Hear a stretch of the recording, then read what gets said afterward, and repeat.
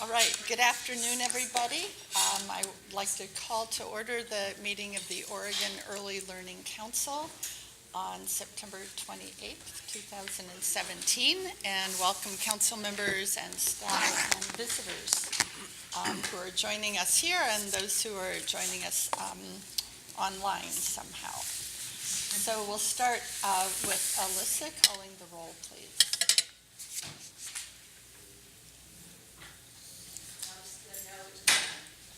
Having mics in this room will be too difficult, so just project with Eva joining us by phone.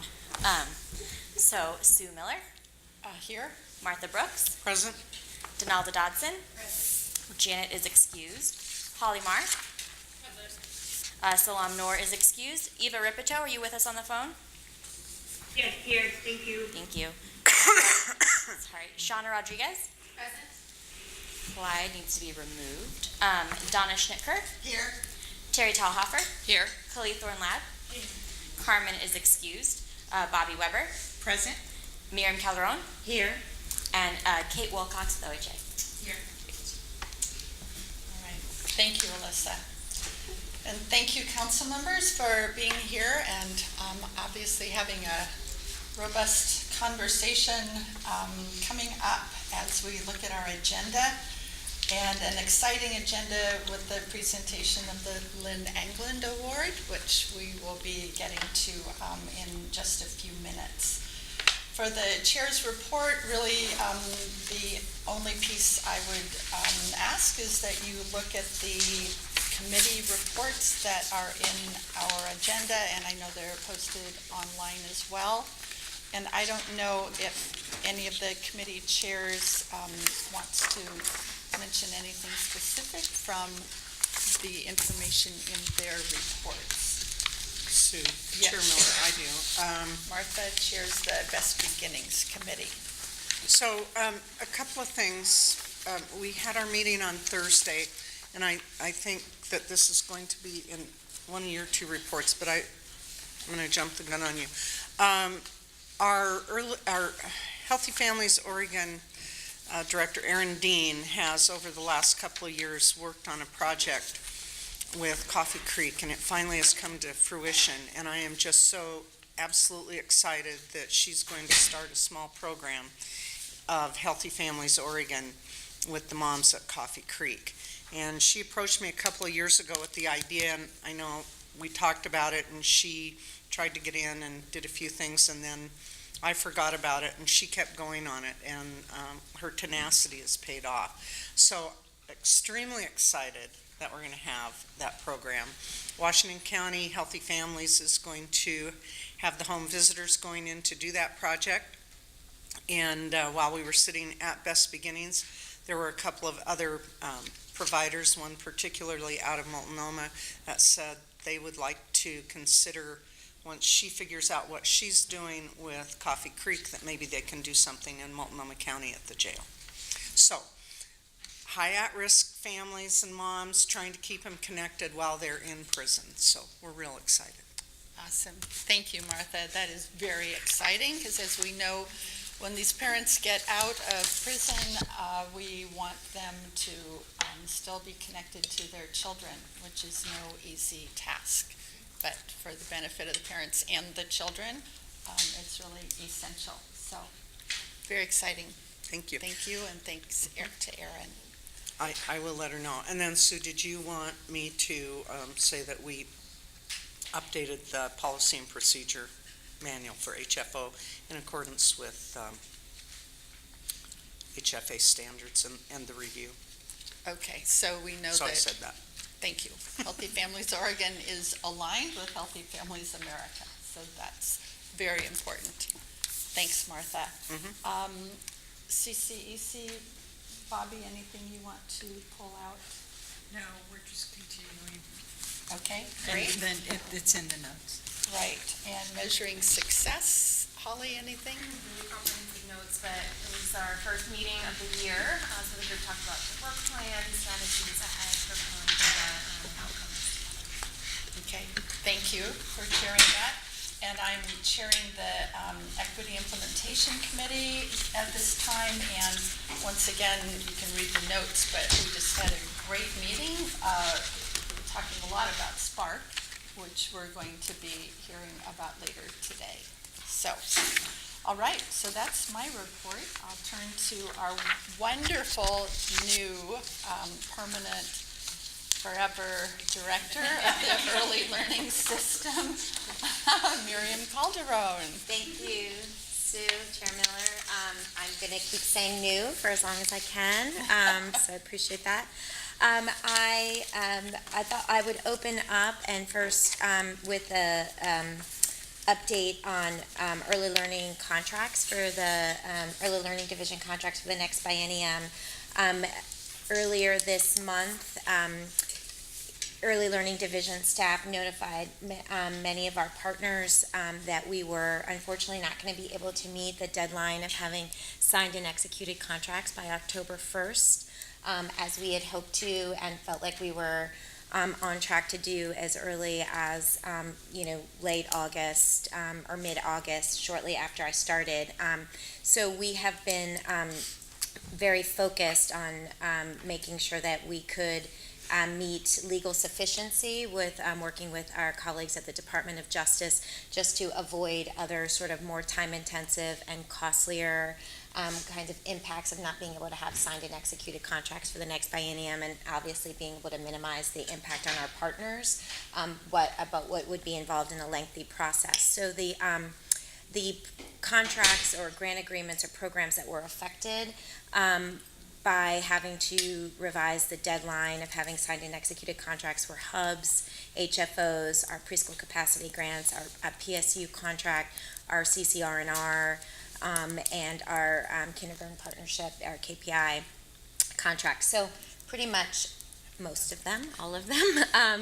I'm happy to report that with the support of ELD staff, in particular our new Chief of Staff, Ben Tate, who was Ivan, the Governor's Office, our colleagues at DAS and DOJ and ODE, we have been able to, while not having signed and executed contracts by October 1, really been able, I think, to minimize what the impact is and really move towards signed and executed contracts, as soon as we could toward the original deadline. So I just want to give folks an understanding of where we are right now. All of the hub contracts are currently out for signatures. So they are now with our partners, and we are working again to troubleshoot any kind of impacts with those. ALD program staff are, but those are great and out the door. Similarly, HFO contracts are the same, so they're all out for signatures. Our preschool capacity grants were just approved by Department of Justice and have legal sufficiency now to be able to, avoid those sort of other implications. So they are going out for signatures by the end of this week.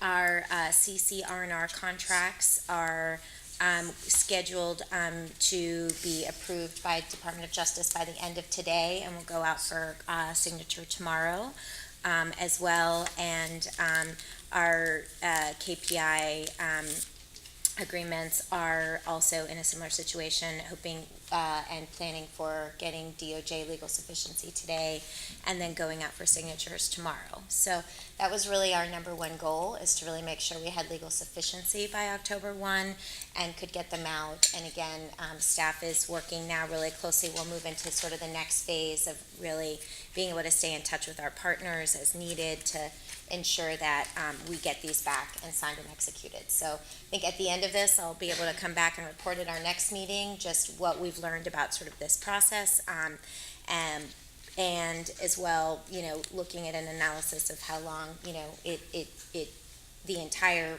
process took to all the way to signed and executed, including how far past the October 1st deadline we were. But as you know, and as I know the council has talked about before, and as our partners know, this is can be a very involved process that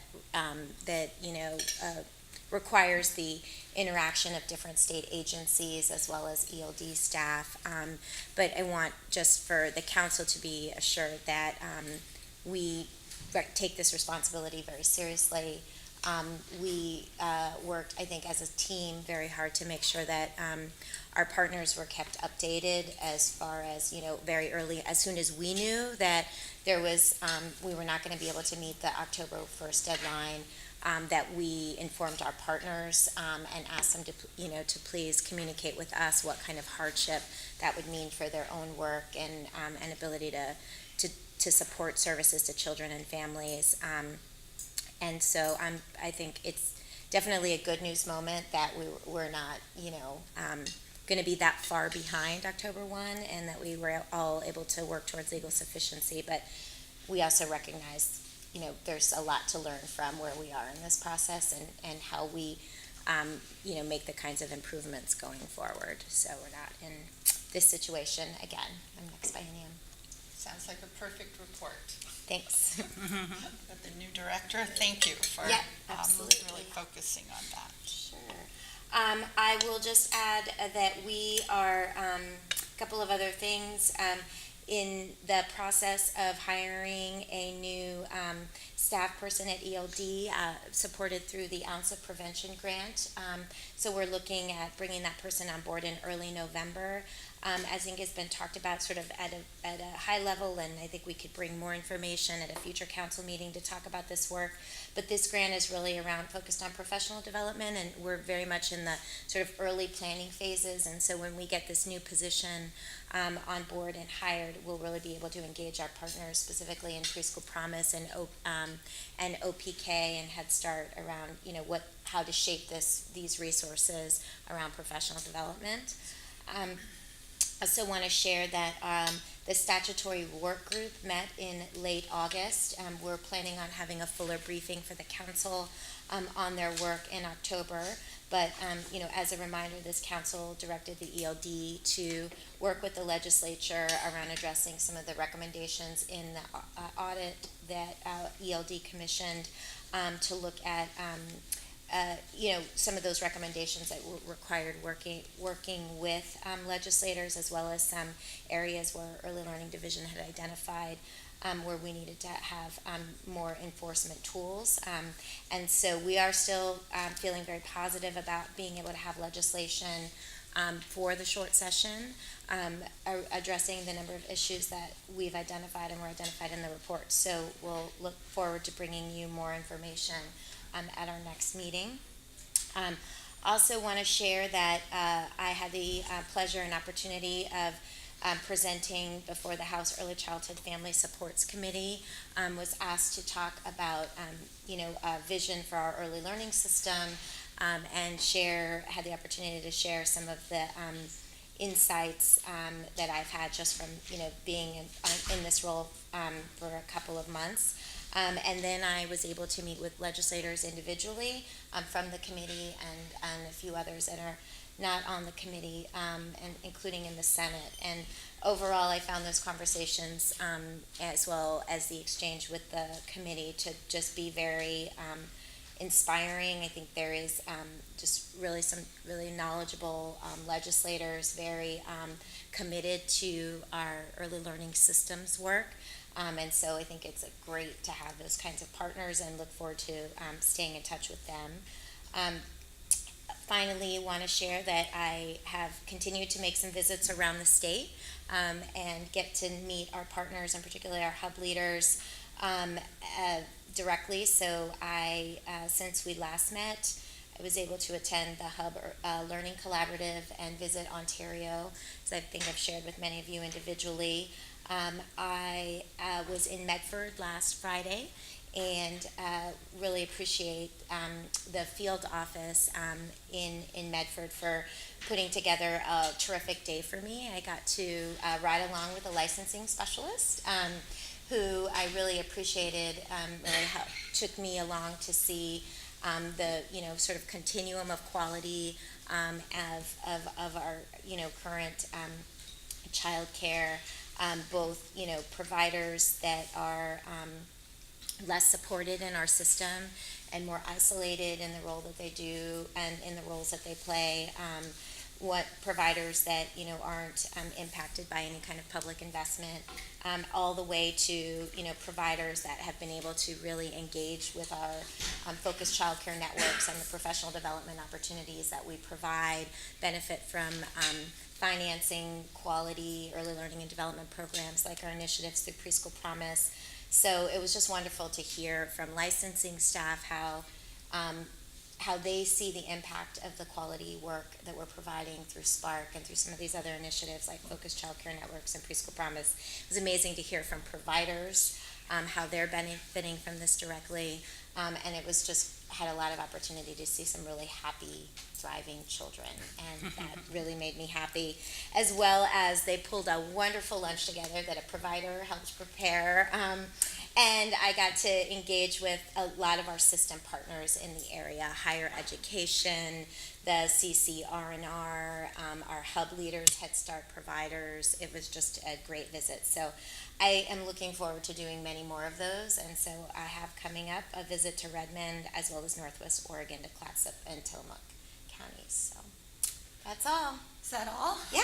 Oh, my goodness. You obviously have a busy schedule. So thank you for the report and also for traveling a lot. I know one of Miriam's commitments and conversations she and I had early on was that she really wanted to get around the state and meet with hub leaders and partners and really get that sense of how big and diverse Oregon is. So she is certainly meeting that commitment. So now we have probably the highlight of our agenda today is the presentation of the Lynne Angland Award. And Bobby, as chair of our Childcare and Education Committee, is going to make the presentation. There are 2 recipients this year, and unfortunately one of them could not make it here today, so we will be recognizing her in absentia. But we do have Lynne Henderson with us, so we will recognize her. So, Bobby, turn it over to you. Alyssa, do I need the mic? No. Okay. So, for people who don't know the story of this award, it's grounded in a woman named Lynne Angland, obviously. She was a businesswoman in Central Oregon, and she served on the Commission for Childcare, which was a body that was merged into the council when we were created, and the legislation just literally moved it in, and it became the Childcare and Education Committee. And Lynne was on her way to a commission meeting and was killed in a car accident. And it was horrible. And so the commission, she was so committed to early learning, although she's a businesswoman and not connected professionally to early learning. She was totally committed to what we're trying to do. And so they thought a wonderful way to recognize Lynne was to create an award for someone who worked in early learning, and to award every year this recognition, which is rare. This group of unsung heroes who care for and teach our young children seldom get recognized, so that adds even another special piece to it. So we have 2 awards this year, and I would like to invite Lynne Anderson, another Lynne, another hero, to come on up.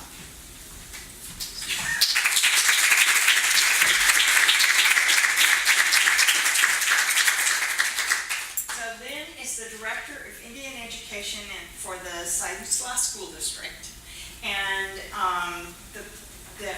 in the people who nominated, these are some of the things that were said. For 25 years, Lynne has made the American Indian powwow come to life in March. She teaches and dances with her students, creates regalia, encourages all students to know about American Indian cultures, customs, food, storytelling, history, need for health and education, and strong mental security. Lynne struggled to get her own education and understand the difficulties facing the 20% of poor children in the Sayre Slope district, trying to find shelter and food. Her 20-plus years of working with students and families includes knowing where the kids are sleeping, waking them and transporting them to school, making sure they shower, eat, have clean clothes, and where they might be that night. She and her husband have sheltered young children and taken them to emergency care homes. Lynne has successfully written for grants to continue her programs. All her grant sources are faced with severe cuts.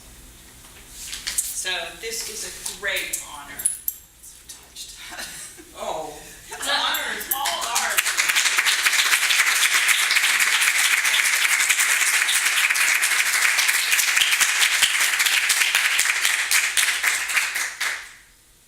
I'm humbled and I'm honored.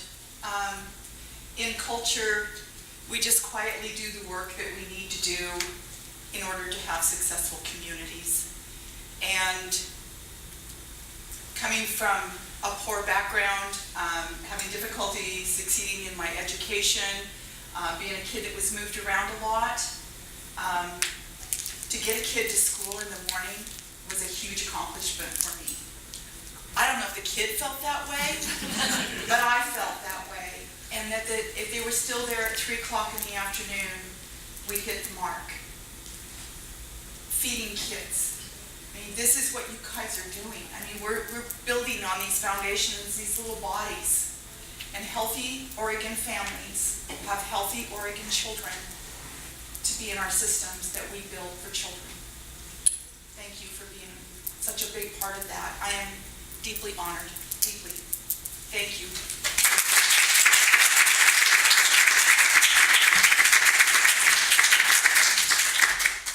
So our second awardee, as Sue mentioned, is not able to be here in person, but she, in true style of Lori Potts, has written out her comments and sent them on to Dawn. So Dawn and I will do the honors.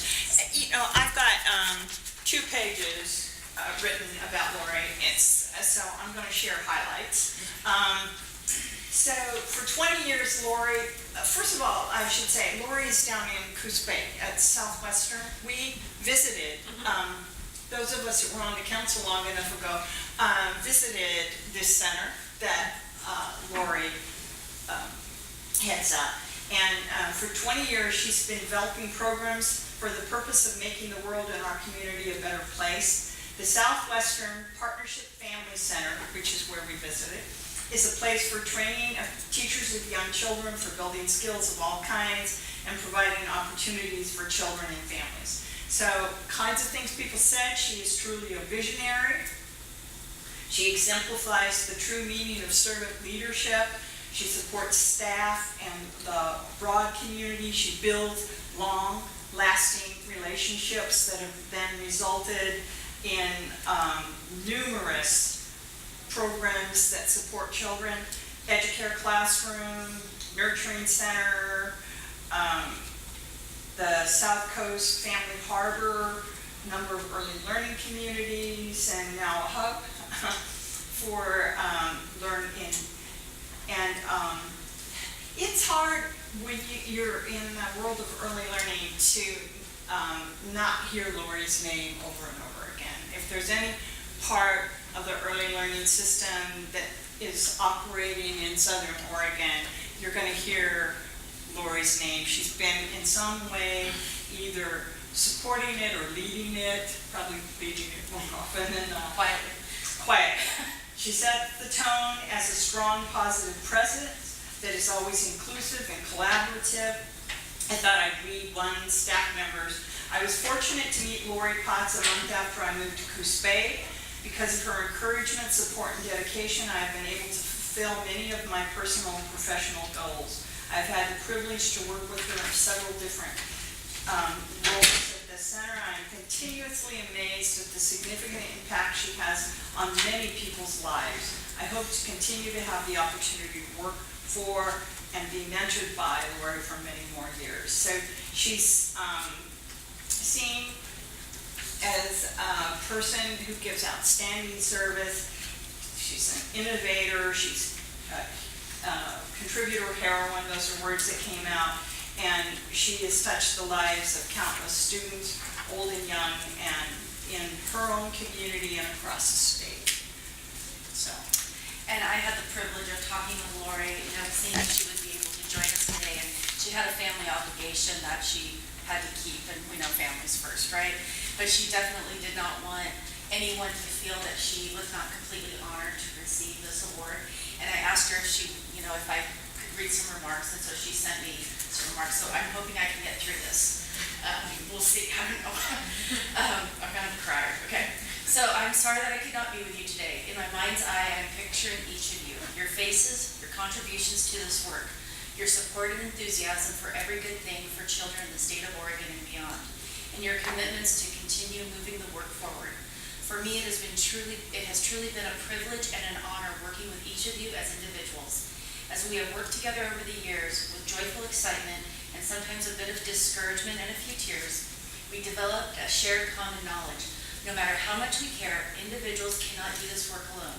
It takes teams and systems that join together in common purpose, focused research and planning, deep communication and relationship building, hard work, and ongoing training and education. All of these elements must be based on common commitments to philosophy, standards, thoughtful actions, and financial supports to enhance the lives of our children and the environments where they live and learn. With that said, I'm honored to represent all of you in receiving this Lynne Angland Award. If you identify yourself with any of the following groups of child champions, I reach out to you to consider yourself as a co-recipient of this award, honoring Lynne Angland's past work, your current work, and the great work you will carry forward into the future for children and families. Our legislators are advocates that bring our message forward to be supported. Our Early Learning Division and all the programs and tasks that are managed and supported through the statewide work of the Early Learning Division staff. Our local early learning hubs and all of the programs and tasks that are supported through their community-based efforts. The Oregon Center for Career Development that binds us all together through the career training ORO systems. The public-private early educators, often called childcare providers, that spend each day up close and personal with young children across the P3 prenatal, the third grade, continuum of care. The childcare resource and referrals throughout the state that reach directly into the early educators' world with training and supports to enhance their practice and levels of professionalism. The amazing philanthropic organizations that have been so crucial to this work in our state of Oregon. The parenting, education, health and wellness, business and social service partners that join in developing and acting on common goals for children and families. The community college, high school, and university programs that have come together to create and offer pathways of formal education that lead to increased understanding and practice at a professional level. The inspirers and gatherers who make these connections and collaborations an ongoing opportunity for us all. The students who come forward as the next generation of early educators and leaders in the field. The parents and guardians that entrust their children to all of us, and of course, the children themselves, who help us to know, if we will watch, listen, and learn from them, what it is they need to thrive and reach their potentials. The local team and I have had the pleasure and honor of working with includes the Southwestern Oregon Community College, Early Childhood and Family Studies program staff, with support of our college president, Patty Scott, and the college support services, along with our early childhood community teams. This group of remarkable individuals has made incredible things happen on the rural south coast of Oregon and beyond. There are many ways to accomplish this work. As for me, I will continue to do my part as a grandmother of 6, soon to be 7, caring for these precious children in my life, participating as one of their Girl Scout leaders with my daughter to build the next generation of young women leaders, volunteering in kindergarten and sharing the second step skills for social and academic success with 4th grade classes, watching, listening, learning from, and loving children. My continued theme in life, priority number 1, are children. In closing, I would like to go back to my mind's eye. In it, I see that our children and their futures are in each of your capable hands. This gives me great hope and assurance that indeed our children will thrive. And she went, woo-hoo! Thank you, Lori Potts. So for that. And for those of you who know her, these words definitely reflect her, and I'm honored to accept this on her behalf.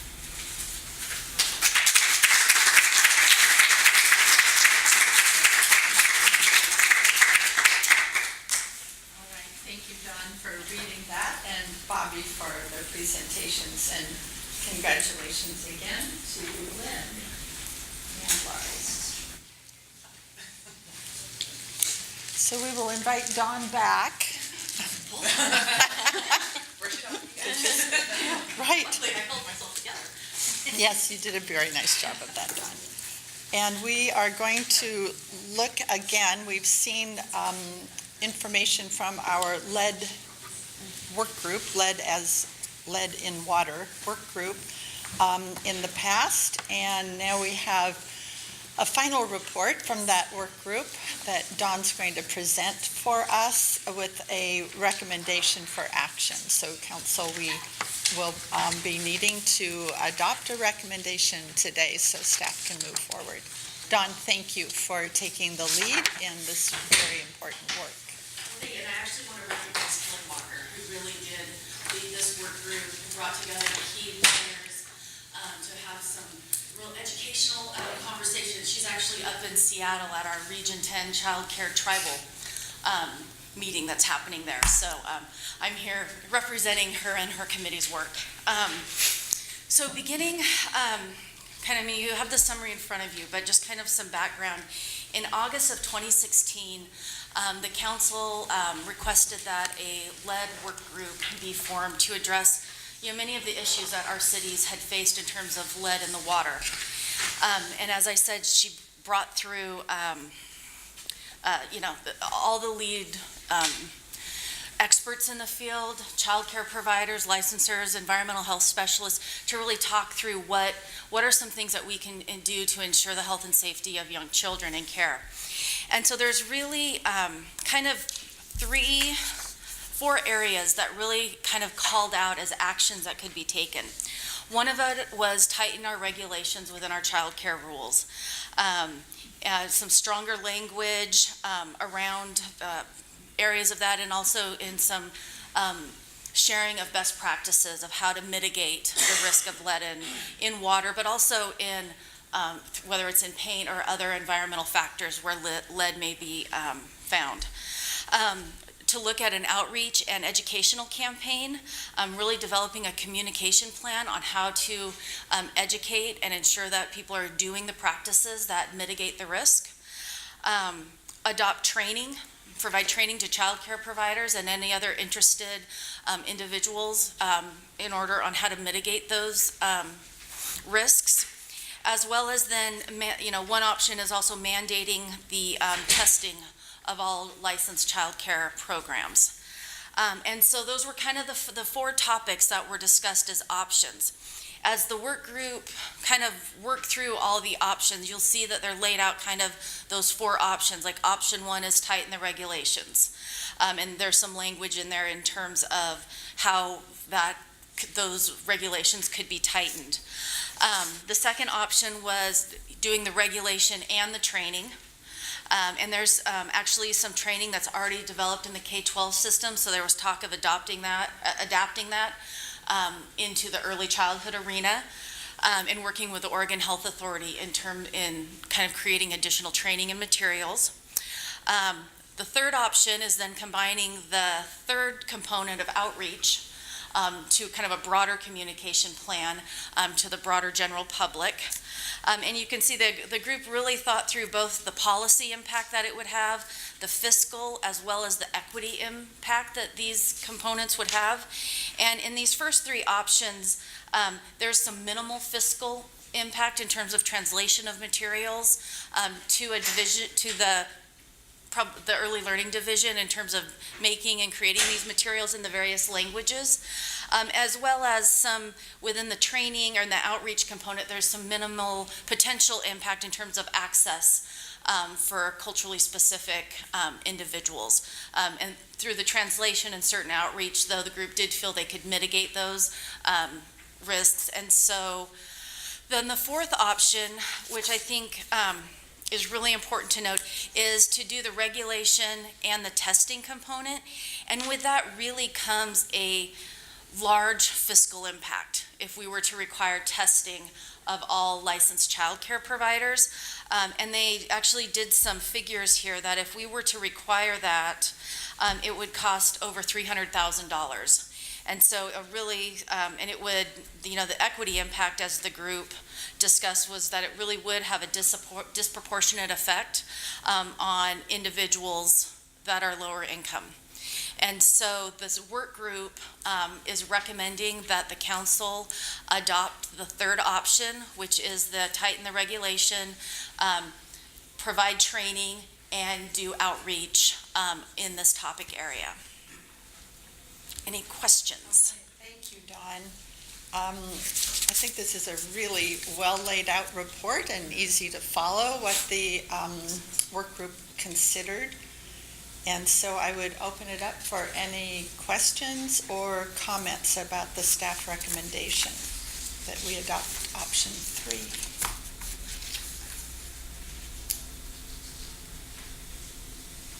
Well, I would just Colleen? agree. I think this is very well laid out, so thank you for that. And the only thought I had is for the fiscal impact on option 3 in the languages. I do think it's really important that there's a lot of different languages, and I know it can't. So I guess my question went to how many languages? How do we ensure populations that don't speak English as a first language get the materials and get the adequate training? And I just think that's really important. So if we do that, I want to make sure that even though there is a fiscal impact, we invest to make sure that it really reaches all groups. Yeah, good point. Madam Chair. I could see us working closely like with the R&Rs that would develop who are in the overviews, potentially adding that, because we do let's say the growing Somali population, that would be a good place to kind of infuse out where we're already having the conversations about the health, the safety, and the regulations. So I can take that back. Okay, thank you. This is Eva. I did not hear that comment or question, so, I get a little bit from the answer what it may have been, but I'm going to make sure I don't ask the same thing. Yeah, so I'll try to, just because I'm a little closer, Kali. So Kali asked that, in terms of the fiscal impact, in terms of the translation, that there are more languages than the 5 that we traditionally provide information in.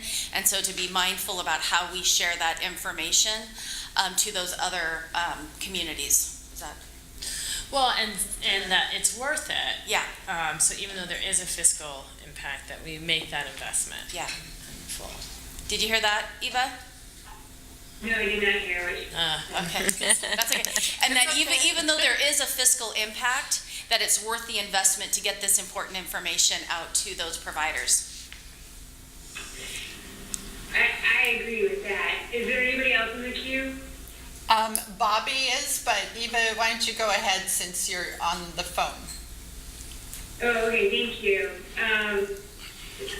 So I like how you laid out the policy and fiscal and equity impact.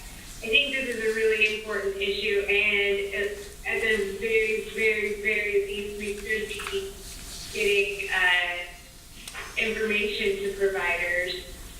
I think that one of the things that I'm curious about, especially, you note that in the equity impact, the impact to renters, but I'm wondering even if there is value in trying to reach the landlords in regulation and training too, or not necessarily training, but outreach, so that they understand that the value in maybe updating their, the plumbing in their home. Sorry, I'm starting to get fuzzy. I need a nap. Okay, Eva.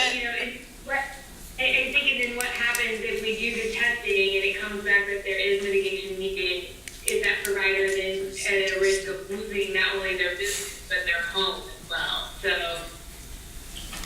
Yeah, and Eva, I can share, and I probably should have shared this with the group, the new rules to reduce the exposure of lead really do almost eliminate the exposure if they do these 3 simple steps in terms of flush the pipes, let the water run, and don't, so you're not filling formula bottles, you let the water run, use only cold water for drinking and cooking and making the baby formula, so don't use the warm water. And so these steps to put into rule really do mitigate. I'm looking at my health friends nodding their head yes, are really at the core of mitigating the risk and then helping the public and providers to understand the importance of doing these actions. Okay, thank you. Yeah. I saw this meeting, but I didn't know, like, are those just baby steps or if they really are? So that's helpful, thank you. Yeah. Can I just add to that comment that there is already regulation that landlords give information on lead exposure to renters. And by doing outreach, community outreach, renters will start to ask for the information on lead. So, and we, at least in my experience, we rarely see kids with high lead. I've never seen a kid with a high lead level from water. It's either through an ethnic cooking vessel or paint. Okay. Or candy. We've had a couple with foreign candy. All right, thank you, Terry. Bobby? Well, I have read that a great deal of the lead exposure was from the paint. Yeah.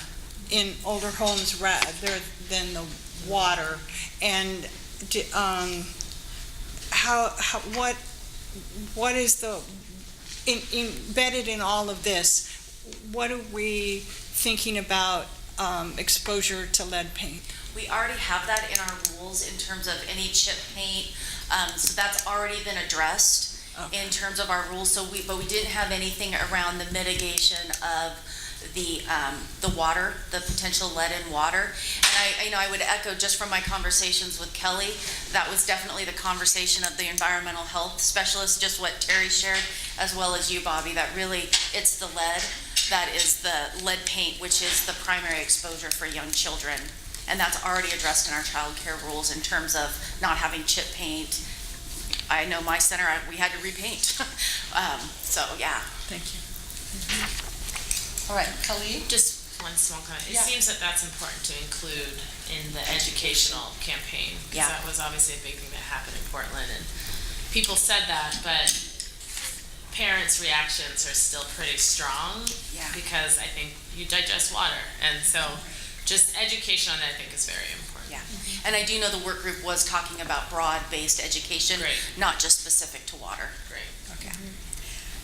I think I just wanted to add and remind, share with the council and remind that a lot of the outreach and the collaboration, in particular with public health, that can reach providers beyond those that we can reach with regulation. So I think this is also a real important step, right, Bobby? Half of our providers who are not, are not impacted necessarily by what we put in regulation or what we might require with testing. So I think this is a really good direction to go, and particularly appreciate the help of our colleagues in the health authority. Are we going to have to use this, do you think?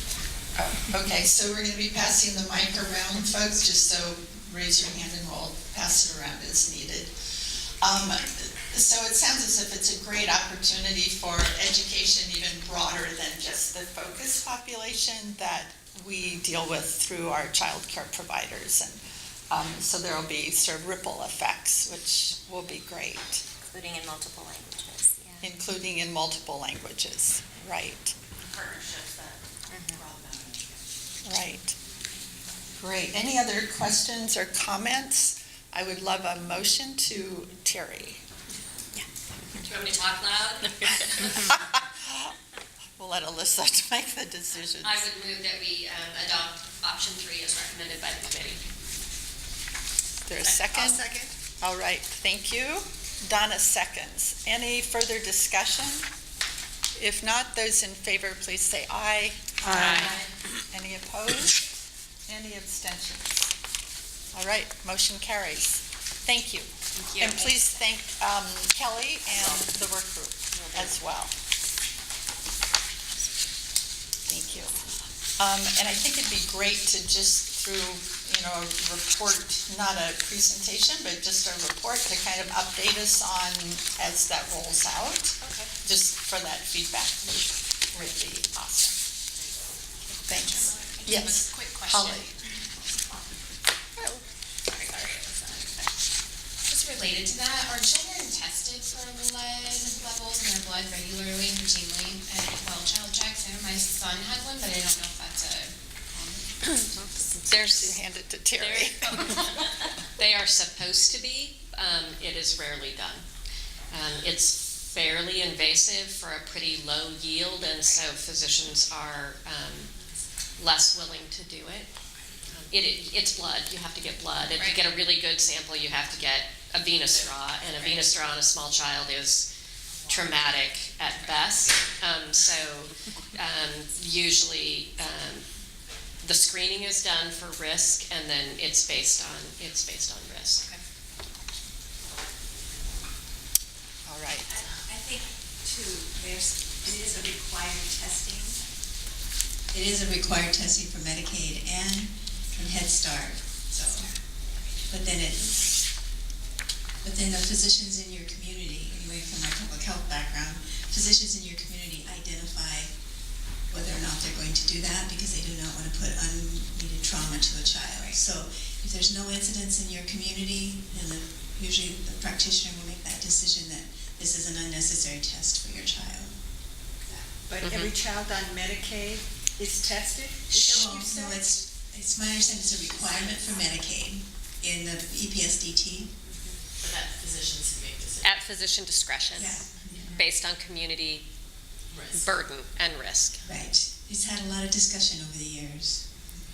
There was a while when Donalda's program had to test every child, and it was an extreme burden for them. Yes, and the children didn't.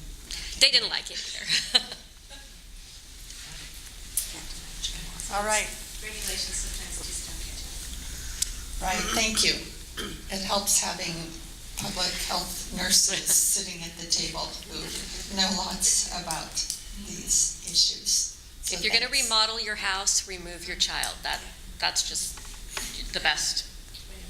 Because it tends to be when the paint is disturbed that it can have many years of paint over it. It's fine, but it's when the paint is disturbed that you have it in the air, and that's when the risk is. So kids will play in the dirt and ingest it, or they'll be in the house and it'll be on dust and they'll ingest it. And that's where we tend to see the high levels. You'll go out and they would have just added a kitchen addition, and then sometimes it's ethnic pottery. So people have brought it with them from their homeland, and there's lead-based paint that's created the cooking vessel. So, the bean pot, yeah. Okay. All right, thank you. I hope people listening to this also take this away and use it in their own daily lives. We're going to move on to the SPARC Ad Hoc Committee. As we know, Donalda Dodson, one of our council members, is chairing the SPARC Ad Hoc Committee. This is our Quality Rating Improvement System, formerly called that. That is really has had and continues to have a tremendous impact on supporting childcare providers and the quality of childcare in our state. So welcome Donalda and Shauna and Don to update us on SPARC. And this is really just going to be the kind of the introduction to the book. The real story comes next month when we bring the standards itself. Okay? So, because when we were putting this together, I kept saying, and now I wanted to say, next is our standards, but we have to wait till we get to there. So this is just getting you up to date. So we wanted to, I'm trying to find my key. You can just press this. Oh, just there. I was trying to find the arrow.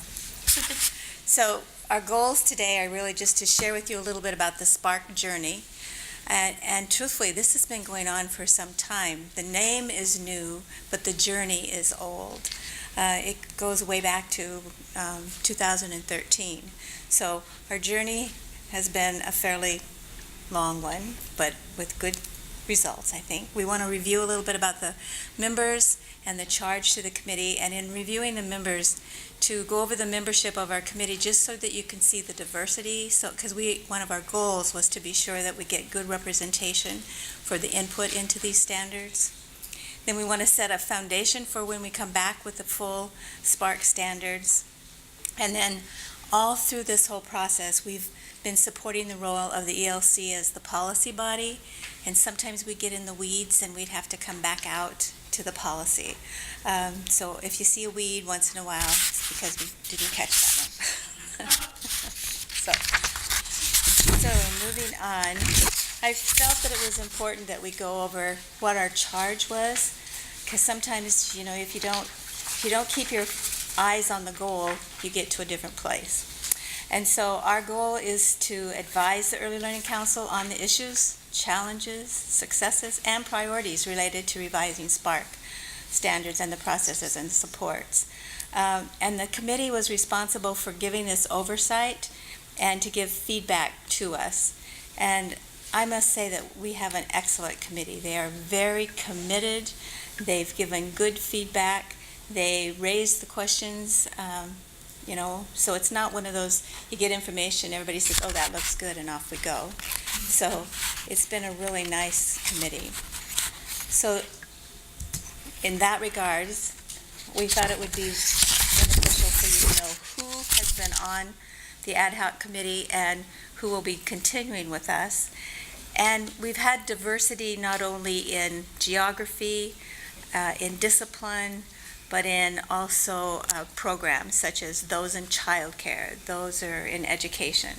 So as you can see, we've had a variety of providers in childcare. We've had people like from the YWCA in Klamath. So that individual, Renee, brings a different perspective. Autumn, who is in family childcare, brings the family childcare perspective.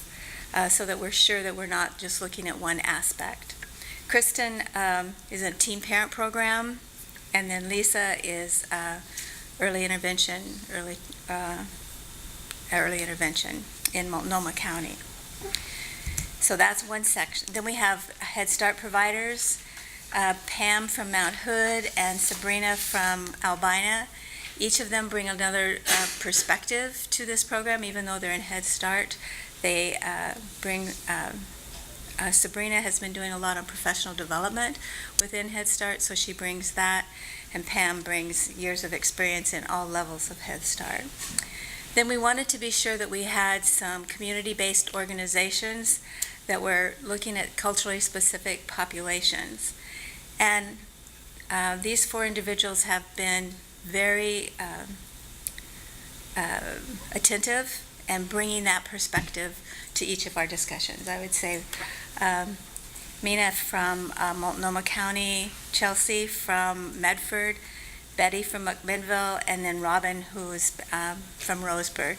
And in some of these, the individuals couldn't always come to a meeting, but they were always there by phone if they could not be there in person. In fact, sometimes we'd have a very robust discussion from the phone.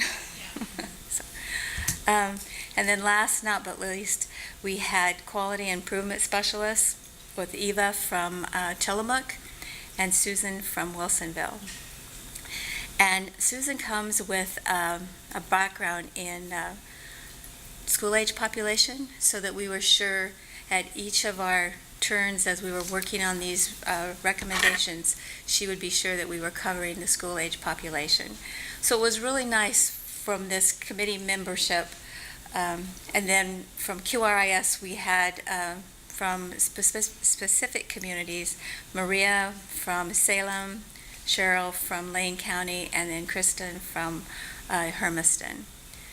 And then we had a researcher from with Marina from the Children's Institute. And each of them, whenever we would be looking at the standards, would bring the question up related to that, to their particular area of interest or specialty.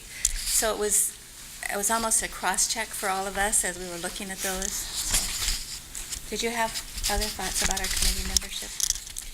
Do you want to mention that these three have left and we're looking Oh, for that's things? right. As with all things, some people take other jobs. And so, as is pointed out on the slide, three of those that I mentioned, Maria, Cheryl, and Christina, I had left. But fortunately, they just left in the last couple months. So we really were able to extract from them some good input. And they were all very active contribitors. So although they have left the committee, I think they left us with some good thoughts and ideas for the standards. So, yeah, thank you. Other thoughts with that? I guess the only thing that I was thinking is that we are also going to be having the conversation of how do we replace, Yes. how do we get that, maintain this depth of input.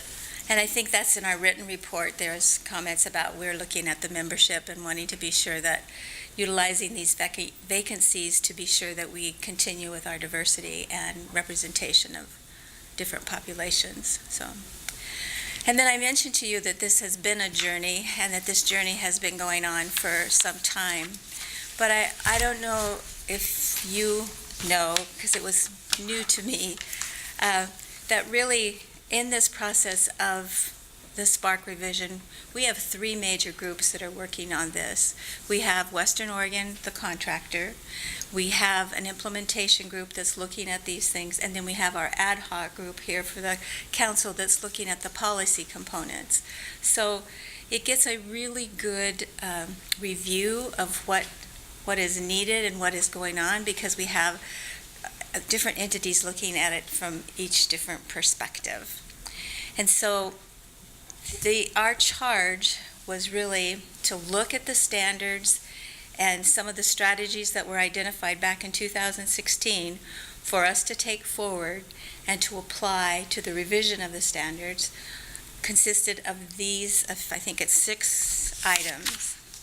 One was to simplify the language while maintaining the use of commonly used terms, so that when you think of the broad spectrum of all of us in early learning, we need to be sure that we're communicating. If we can't communicate well with each other, then we haven't created the system that we want to create. So we were going for easy to understand and easy to read. And when we first looked at our standards, we came out with a book. We do have a book.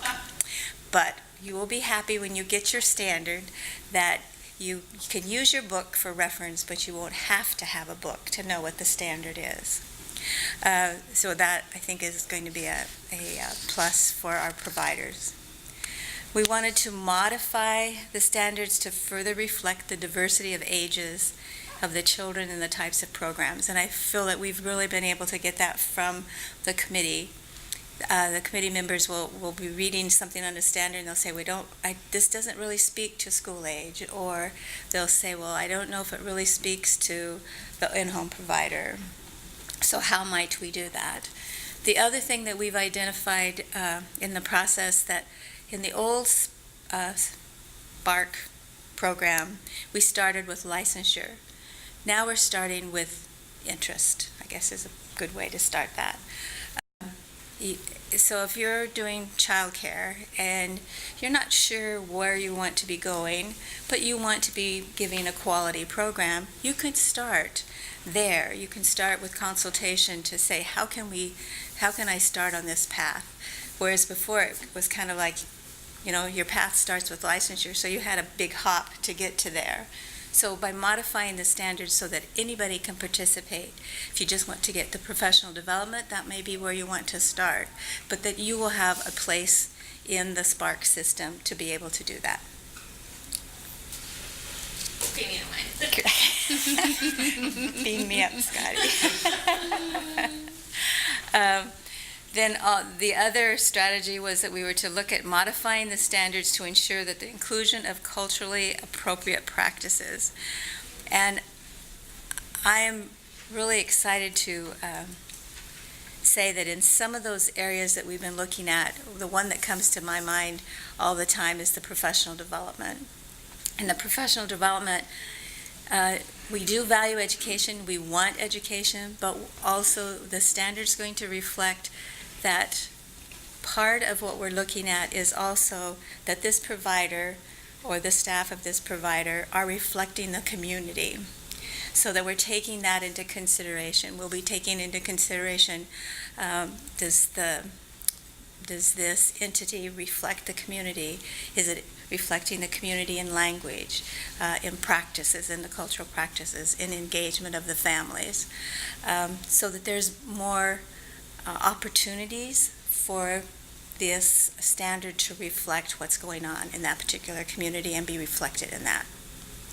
Does that make sense? This one I really think is exciting.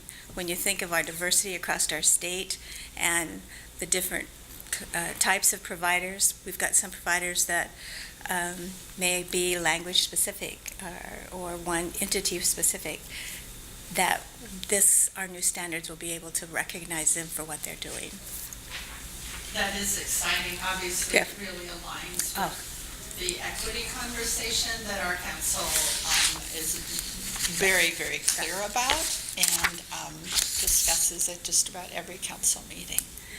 And we did use the principles on every meeting basis. Every time we would be looking at the standards, we would look at our principles of the council to see where it was reflected. We also took the goals of the Spark revision and crosswalked that with the principles of the council and found that that each of those goals was reflected in the principles, or vice versa, however you wanted to look at that. So, but it's really going to, I think you're going to be pleased to see how it's more inclusive, the new standards are, but it's not giving away quality. It's allowing quality to be identified so that as families or as providers look at the standards, they can say, oh, this is me, this is where I want to be, and then they can envision themselves along that continuum.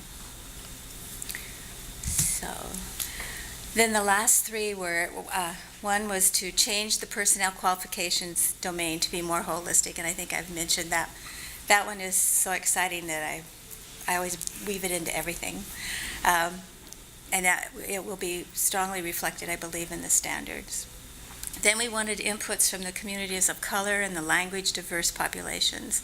And again, I believe that that's reflected not only in some of the professional development, but it's also reflected in the family engagement and involvement of parents. Each time when we were looking at a standard, somebody from the committee would say, oh, I don't see the family voice. And so then we would go back and say, okay, how can we reflect family voices here? Or we'd be moving along and they'd say, well, I understand everything, but this seems like is a little void mostly in family engagement. That tended to be where we would see most of the voids. The other thing that I might inject is that the division had done some community meetings to get input from various communities, and that was reflected in some of our revisions. But then also, they have been also doing some of those community meetings now to keep people up to speed on where we are and where we are headed, so we can get input from them and saying, well, this is the direction we're going, and getting their input from that. And let's see if I name it. Yes. And then the last one was to modify the star rating system to maintain the current strengths of building block system, as well as addressing issues caused by the building block system. And by that, meaning that it's kind of like a scaffolding. Now, as you know, I'm a nurse, so scaffolding is not a nurse word, but it's an education word. And in education, we scaffold, I've learned. And so also in Spark, we're scaffolding. So like I mentioned, anybody who's interested in looking at the quality of their childcare, whether they're licensed or they're just beginning, we will have a way in which they can see where they can play in this Spark system. They may not be saying that they want to be a 3-star. They may just be wanting to say, where can I start myself on this continuum? And this new Spark system will allow us to be able to do that. So it's like building blocks. You can do first building block, say professional development. Next, now I might want to look at my health and safety and my environment. I'll put that building block on that. And then they can continue, and the next thing you know, they've got several building blocks, and they're already on to the QRIS system with Spark. So what did I leave out? Lots, probably? No, I think you did a beautiful job of That's it. describing it. I Everything. think that the real piece that she brought out that I think the committee has been really focused on is that this needs to be a quality improvement system. It's not just about the ratings, it's about people having to weigh in and an opportunity to improve their program and some incentives around that as well. But the primary purpose is to give this opportunity to see where the best practices and where to build to and where to go to. So, and I was really excited when we got that waha moment that you can look, a family can look and say, this provider has strengths in the family engagement and in language, let's say. This is where I want to go. Or another consumer may look and say, well, I really would like to be engaged more in my provider, and I can look at the provider and see where are they on the star rating and see, well, family engagement is at a 4 or a 5 for your degree of engagement. So that the consumer, I think, is going to be able to use this tool as well as we who are looking at each other to see where are we on our continuum of Spark. Wow, this represents a lot of work. Oh, it does. I'm wondering, can one of you kind of tell us could one of you tell us what are the next steps? What are we going to see at the council, but then also how are you going to roll this out to providers through CCR&Rs or, where do we go from here? Well, first we're going to bring back the standards next time, because I think I'm really excited for you to see them, to see where we've come. I'll try to kind of And then you see go for the rest. Well, and I think what you'll see when we bring forward the standards is a basic framework, and how the committee and we're thinking about it is that creates the nimbleness for us to really continue to refine and clarify the document behind the standards.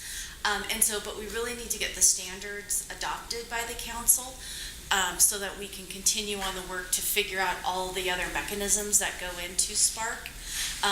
As the committee, throughout the development of the standards, we've been bringing forward to them different concepts in terms of what's the monitoring concept, a rating concept, and getting their input on how those parts and pieces should work within the system.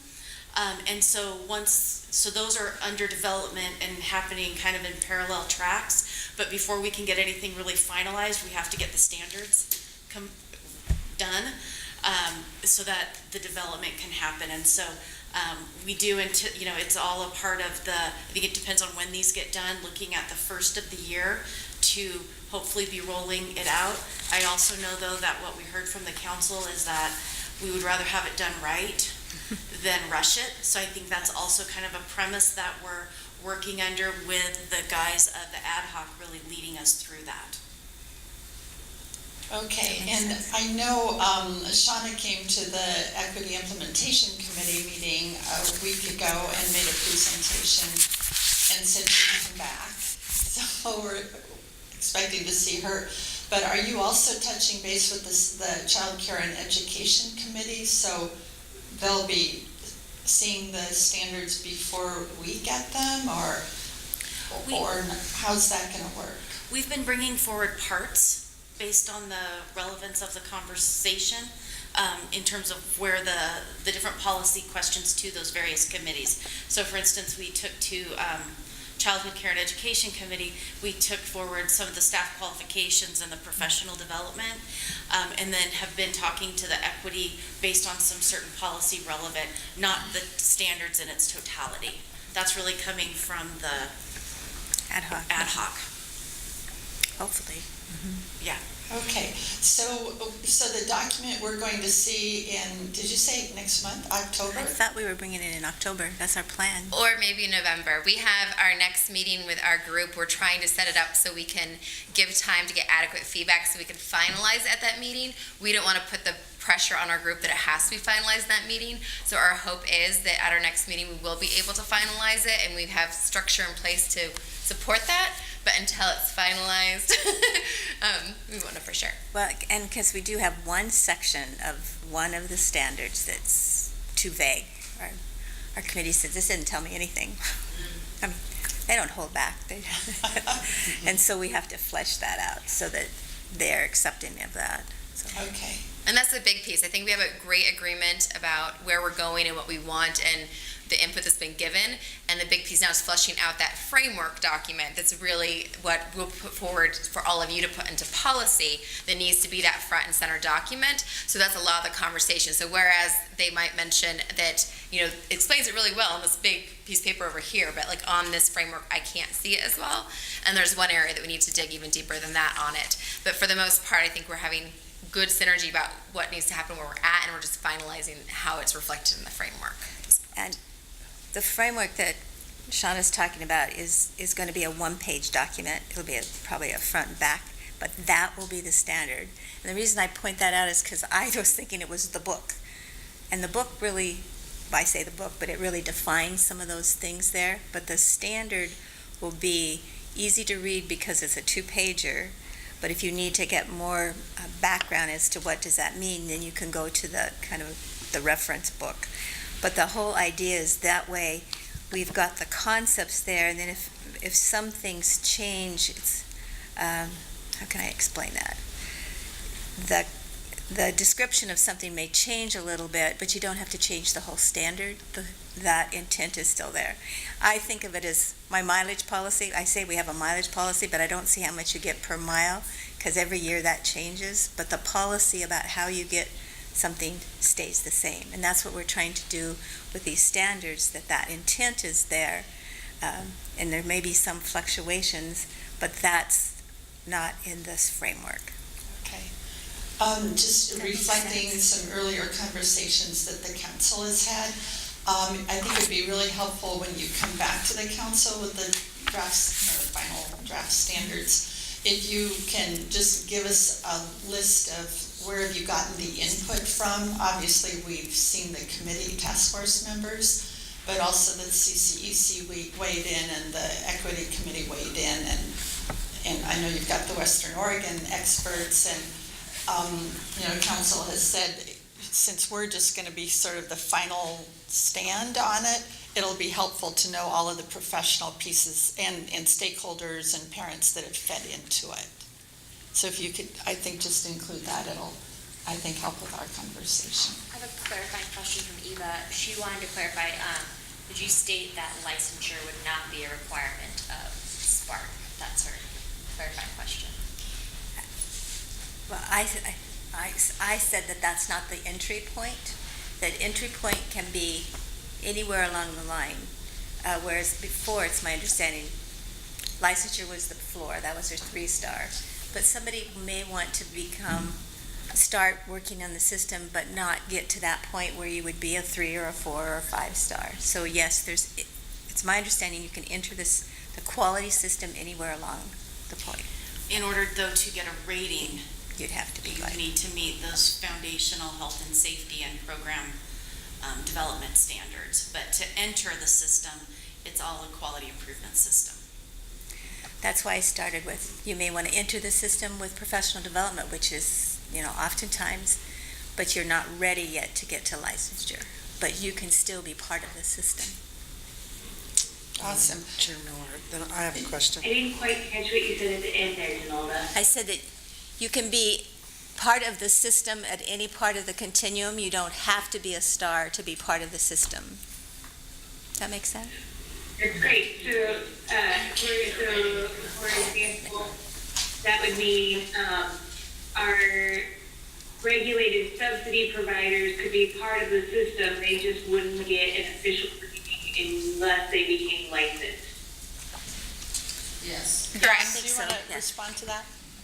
Yeah, she's correct, Yeah. yeah. And with that, I think that the thinking with the committee and in general around this was largely because of those health and safety standards, that licensure is our way of monitoring and assuring that. So that's why to get a star rating, you have to have the licensure piece, because it addresses that. And there's not an easy way to address it otherwise. It needs to be the licensure piece. And so for the health and safety was a big reason that was the door into any of the rating levels of the stars. I think that this is a good step, and I think it's a good step for helping the regulated subsidy providers have access to some of the professional development that they may not have had access to previously or realized that they had access to previously. And I think that this helps them see themselves as quality without maybe they're not going to take this into a career, but that while they are doing it, they're not shunned, but seen as part of the quality system. So thank you for doing that. If I could also add too, is we talk about the foundational health and safety standards, and that's what we currently know as licensing. Part of it is also allowing that flexibility to have like memorandums of understandings with sovereign nations that maybe want to participate, or other kind of alternative pathways that would meet that same threshold, but maybe the licensing component doesn't work for that organization. So it really is creating a way in order for us to really broaden it outside of the licensing. But those foundational health and safety standards are what need to be met. And we just, kind of in our usual speak, think about it as licensing. It's really a quality improvement system, starting with a base and moving up, giving everybody an opportunity. Great. I like that you were talking about this as a living process too, that this is not going to be like the final iteration of it. Right. Continue. Yeah. Thank you, Eva. Yeah. Martha, you have a question. I do. So I think, Dawn, you were starting to get to where my question goes. And looking at who's on the committee, you've got Susan Hammond from Oregon Ask. So we've kind of separated out the school-age programs. You said that the licensing, we have the flexibility so that if you are one of those organizations that's outside of that, because I know they've struggled a little bit to function within the QIRS with after-school programs. So we've addressed that. They're okay. I mean, I think Susan's been, she's given us a tool that we can use. I can't remember what it's called.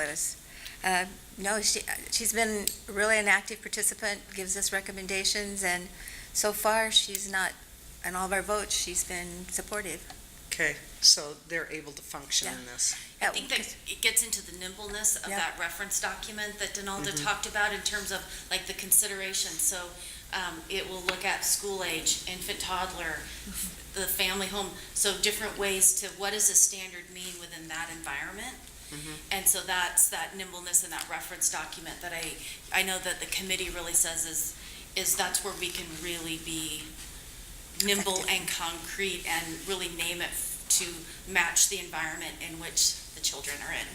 Okay, good. Thank you. So it's All right. quality. Any other questions from council members? Or council, when they come back with the new revised standards, any other information you just want to ask them to bring with them? Kali? I just, hello? It's okay, I can try and talk. I just want to make the comment as someone who was very vocal about this process and the revisions. I think everything is headed in a really positive direction, and I think a lot of the sentiments that people express as concerns are being addressed, and so that's really great. So great work. Again, I want to thank the committee and staff has been helpful extremely by giving us information and help keeping us up to date on what's going on, and also like giving us information about quality so that we know what we're hanging on to. But the committee is, they're quiet but not quiet. You know, it's one of those kind of committees that they keep bringing up the key questions and helping us get those answers, and it's just been a very good working committee. Okay, Bobby has a question. I just have so one will you thing just speak loudly. Okay. You don't have a mic. I do. When I don't try, I still do. The modified block, which was a major concern of mine, that programs that had high quality were getting stopped because they didn't make it through one of the domains. And so I'd like more, when you come back, I'd just like more explanation on, I assume what we're doing is a hybrid. I could provide some of that now and see if that. Okay, does everybody understand the issue? We had a block system, and so people who the evaluation showed were providing higher quality were being kept at a lower rating level because there was usually education, because they couldn't meet that. And so that was a major concern, and I understand we've addressed it, but I would like to hear more. Let's see if this helps, and then we can definitely bring back more as well. And it really, that gets into the rating concept. Yes, That we've been working with the ad hoc around. And so it's a hybrid system. So there's like a minimum threshold at each of the levels, but you get points based on what evidence that you provide. So there's a range of points in which you can earn, so to speak, in order to get that rating. I think the personnel qualifications is a good example in terms of, there's points for your education, if you speak another language, your staff development, that you're working on that professional development. So it takes a more holistic approach at it. And so there's a minimum threshold again for the different tiers, but you can earn, your points are across this continuum. If I might add to that, because I work with a lot of Latinos, and we have education issues, but if I've got a Latino who is working on our staff development plan, most of the kids that she's seeing are Latino and they're speaking Spanish. I mean, I could always start seeing click, click, click, click. She's going up the ladder and being recognized for what she's doing or he's doing right now, instead of saying, okay, you have to go get your AA degree or your BA degree. Building in flexibility has obviously been a key component of what you and your committee have been trying to do. Yeah. So, great work. We will be excited to see you either in October or November, whenever you show up again. Thank you, staff, and Donalda, thank you again for chairing this ad hoc committee. Some days I felt like I was blind, but I was being blessed. Thank you.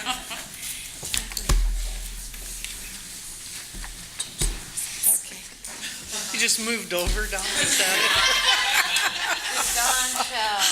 I moved chairs, I don't know. it?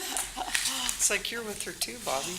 All right. Yeah, and we are a little ahead of schedule. Richard Riggs was going to be here as well, but we're well ahead of schedule, so I think I can do it. I think we can do it. We can do it. I'm your moral support. I thought you got this. And Lisa, get out of this. He'll be so happy when he gets it. You're all done. All right. I got to find all the pictures. Here it is, here it is. Okay, thank you. Right back. Yep, you got it. All right, welcome, Dawn, again, still, and Bobby as chair of our Childcare and Education Committee. We are excited to hear the latest about the Central Background Registry rule. So, Do you want me just to start in, or you want to set? Oh, I'll just say you've already heard the introduction to this. You've been hearing ever since the law passed that we were going to be going through this process, and we're back to take you close to the end. Yes. So, one more time. I have to admit, I just asked Miriam, I thought we were done with this. So, That's why we're revising the rule process, but you Okay. have heard this many times. So, yeah. And I think part of it is because some of the rules we made before we got the statute changes. So really what we're bringing to you today is based on the statutory changes that we were able to get this last session to get us in compliance with federal law. We then needed to revise our rules to match those statute changes. So that's really all you're seeing here, is that just part of that process that we couldn't change the rule till we had the statute. And so kind of the overview of what that is to, provide us the authority to conduct the required background checks. And so that's checking all the different data systems that we're required to check. It removes the 2-year expiration and makes it a 5-year process, which is in compliance with federal law. And also because of the new requirements, we moved to a 5-year versus a 2-year because of the cost for providers. In terms of getting the fingerprinting done every 2 years versus 5 years. And at at the Office of Childcare, we do quarterly checks anyway on anybody in our system. So that was, but it was in statute, the 2 years, so we got that changed. So these rules reflect that. It also talks about within the federal law some, they call them no-never crimes. Of which you can't be in the central background registry if you have done any of those crimes. So those all needed to get incorporated into our rules. And so that's kind of the overview of the statutory changes that happened, and now these are the rules to really address those statute changes. And so you can see on your second page kind of the proposed and amended rule language that is moving forward. And I think in light of our earlier conversation, I guess I'll open it if there's any questions about moving these or anything you want to add, Bobby. No, I just want you to talk a little bit about, we've been restricted as to who we could do a background registry check on. Mm-hmm. And can you talk about how the rule change modifies that? And especially for other programs that we have at ELD. Yes, thank you, Bobby. That's an important one. One of the, especially as we merged as an early learning division, the different programs, it always felt a little weird, like we didn't have the authority to do the background checks on home visiting. The Healthy Families Oregon program, it depended on what type of organization Healthy Families was with, in which whether they were a subject individual under our rules. And so we wrote language that gives the council the ability to authorize who within our early learning programs is a subject individual. So we will now have the ability, if the council approves, to do all the background checks for Healthy Families Oregon. And then we can work with program staff to figure out how that's all done, as well as any other programs that might come up in the division. And I think in my memory, I think we, looking at Donalda, didn't we put that in this HFO that they would do the background checks? Does that tweak your memory? I think we put it in the new policy. Great. Okay, I hope so. I mean, that would make sense to just incorporate it right there. Yeah, if we didn't, we can go back and do it, but I think we did. Yeah. Okay, good question. Any questions of Dawn or Bobby, or any input you'd like to provide moving forward? So we're going to see this again. Yeah, just a quick comment. I'm sorry to jump in, but I mentioned it visiting in Medford and just really wanted to underscore the importance of moving to every 5 years. As we know, a number of our providers are struggle economically themselves, that can often lead to many individuals living in homes and in significant costs incurred as a result of having many adults in the home and large extended families living together. So that definitely came up in just the day that I spent with licensing staff and visiting, talking to providers around the costs that they've been seeing here. So this is a great move in the right direction, and thank you for that work.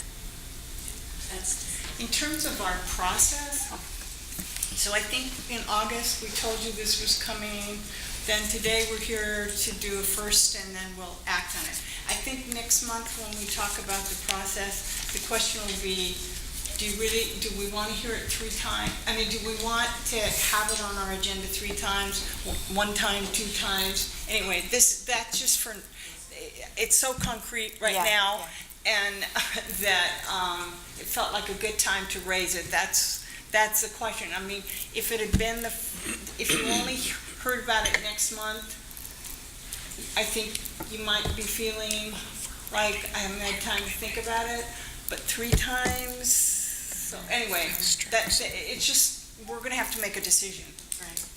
Right, and to also to know it's such an active issue in the field right now, right? And something that is creating hardship, I think also creates a financial hardship for people, creates a sense of urgency. Yeah. Denalda, did you want to? Well, I was just going to say that the Head Start's had the same issue with it. If it's every 3 years, because it compounds the costs that they have their administrative work. And so the 5 years does help, not only the home folks, but some of the other certificates too. So using this as a specific example of how many Yeah, times of are a we going to decision we're see gonna this make. one? Yeah. So I thought What it would was- preclude us from approving this today? The Lisa's rules- not here. Yeah. Lisa I didn't think, say we could. I think you haven't had a So- chance to read the rules in a packet. You know, you'll get, It's easy to be on it. Right. So the rules committee hasn't actually seen the rules yet. and we'll get the version you'll get will actually have the words. Yeah. Lined out and new words in different color. Okay. So we're not. And I wasn't suggesting. Oh, yeah, no. Motion, but it was just sort of information. So in a way, we could have gone from the August 10th presentation to next month. That's And correct. skip this one. Yes. And let it go through CCEC and come to us ready Yes, to adopt. we could have. Yeah. Looking at your point. Yes. Okay.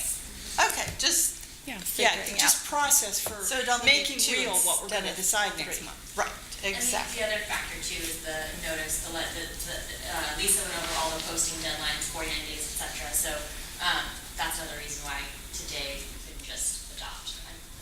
Just one more factor. I was quite sure there were reasons we couldn't do that, but I just thought I'd throw it out there. But Chair Miller, I mean, if the rules had been done and we'd done all of the posting, I mean, we should be able to do this instead of having it come up a second time. Third. Or another time. Third. Or another At time. least 3. Right. Okay, yes, it's going to be different in the future, but for now, we will really look Yes. forward to finalizing this next month. Us too. Thank you, Dawn. You too, I'll bet. Thanks, Bobby. So, where is that magic agenda? Wow, we are efficient. Must be almost Friday afternoon. So we are at a point where we invite public testimony from anybody who's here who would, oh, Richard's here. Maybe he wants to speak now. Sean? I got here an hour early, and I thought it'd be okay. It's so late. I apologize. No, you don't It's not need your to. fault. Don did a great job. So would anyone like to address the council? All right. If not, any other business from council members? I didn't catch what Sue just said. Oh, I was asking for public testimony, and nobody is wanting to speak. Nobody signed up. Nobody's signed I up. get in the queue for public testimony too. What? She wants in the queue for public testimony. Oh, well, I'm now opening it up for council members' comments. So Eva, Oh, okay. I thought maybe there was somebody who wanted to do public testimony, sorry. No, I just wanted to say, I am, can I just comment as Eva, not necessarily as Eva as early learning or Eva as AFSCME. Once again, being mother of a small child, infant, really has highlighted so much of the need for supporting all of our families and children in the state. I'm a person that has all the means, sorry, I'm getting choked up even, all the means and support a person could ask for. Like from, being able to find a place to pump while I'm at meetings and at work. I mean, everybody's great. I have insurance that gives me access to all the healthcare needs that I need. But it's still a lot. And I think one of the ways, and we talked about this week, one of the ways that we could really go a long way in supporting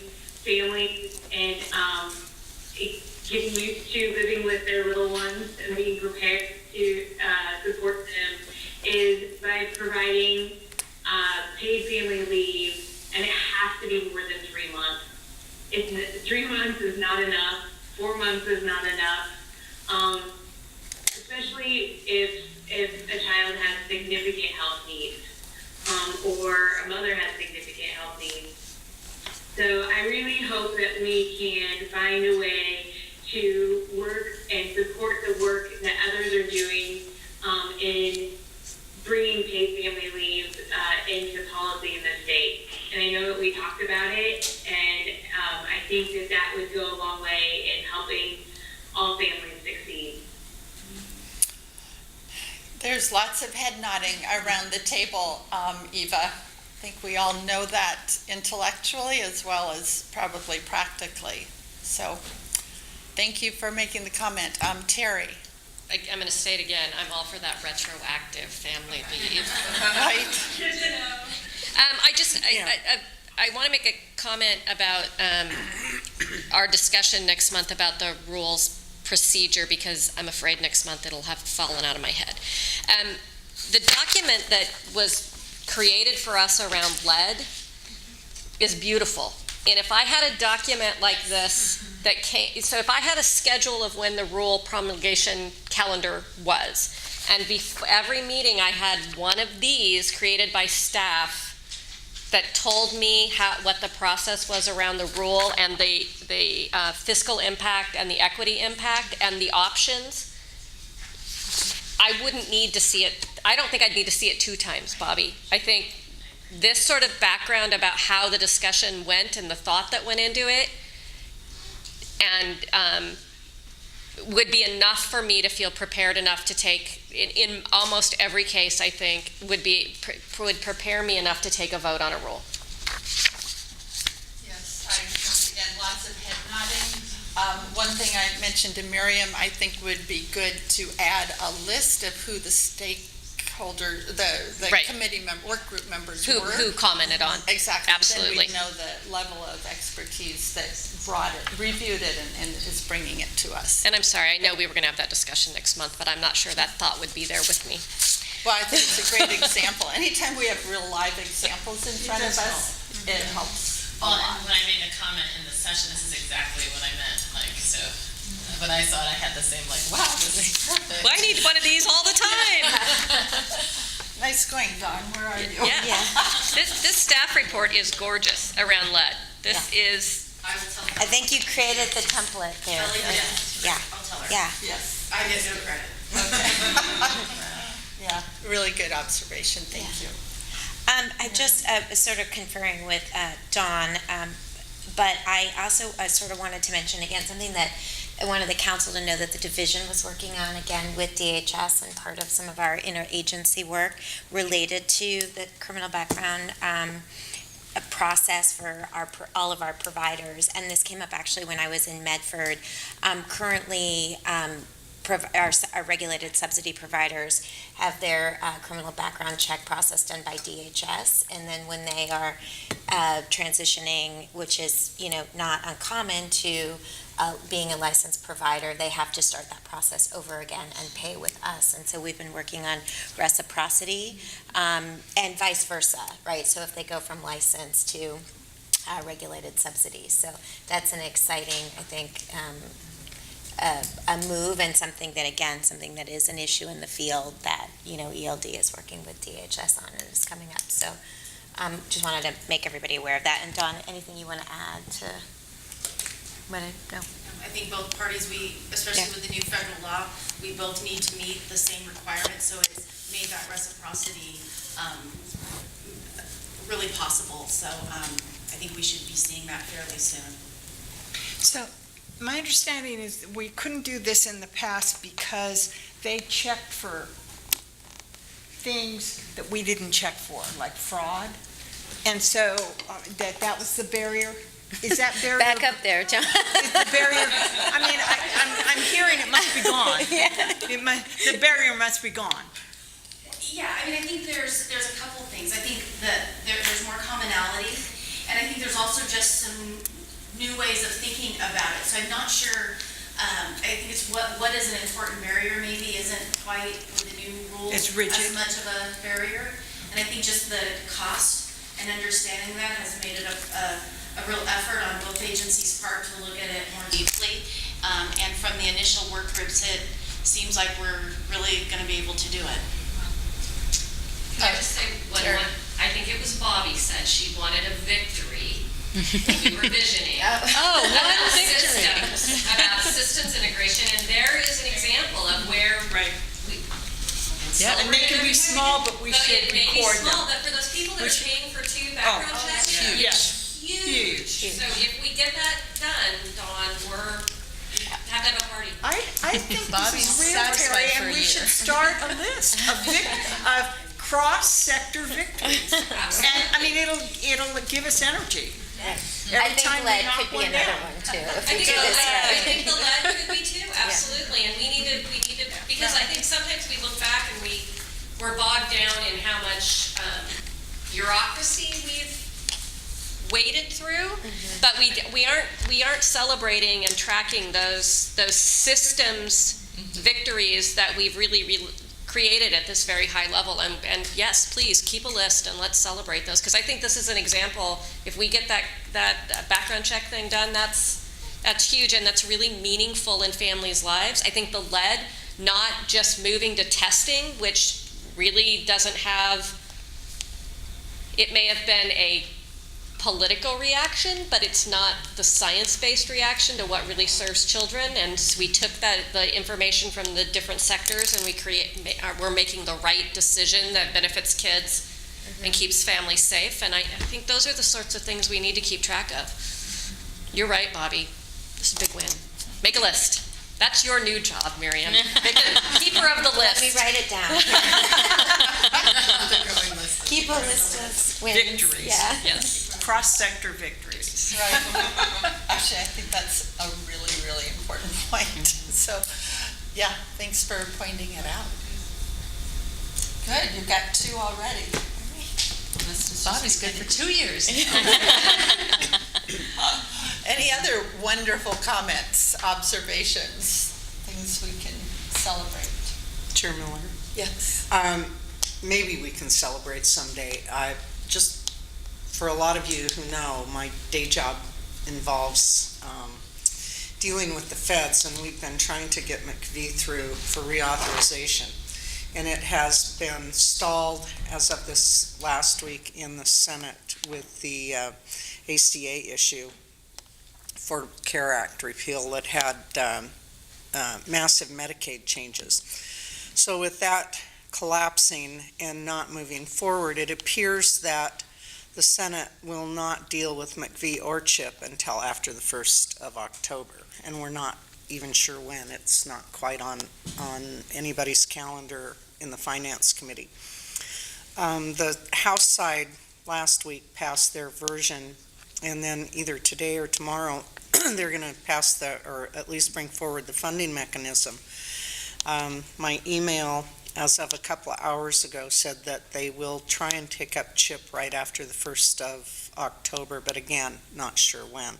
So all of these kids programs that we have that rely on federal funding, and you want to talk about cross-sector, Kate's shop over there with Benjamin at Oregon Health Authority and McVie with all the funding that comes in for HFO, we work quite closely together with the 2 agencies.